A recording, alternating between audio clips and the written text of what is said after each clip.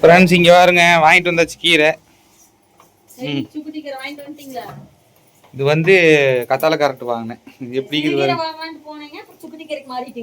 சிறுகீரை தான் வாங்கலான்ட்டு போனேன். தலை நல்லா இருக்கு சூப்பரா. இந்த மாதிரி என்னைக்காவது ஒரு நாள் தான் கிடைக்குது. சூப்பரா இருக்கு பாரு.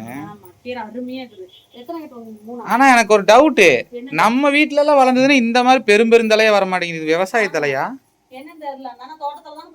ஏங்க இதுலயும் விவசாய தலையெல்லாம் வருதா?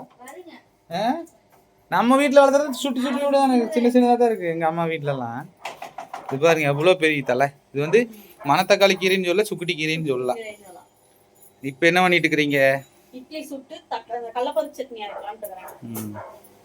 கடலப்பருப்பு கடலப்பருப்புன்னு வேர்க்கடலை ஒரு கடலப்பருப்பு, இது ஒரு கடலப்பருப்பு, கன்ஃபியூஷன் பண்றாங்க.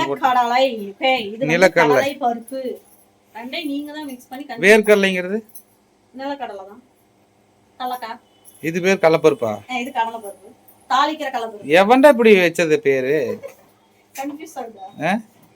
நீயே வச்சுக்கிறிய பேரு ஒண்ணுமே?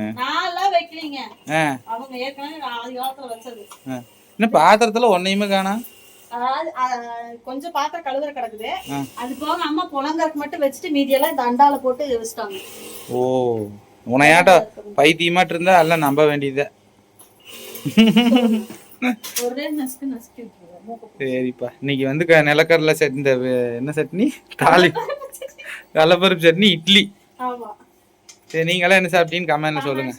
எல்லாத்துக்கும் குட் நைட்.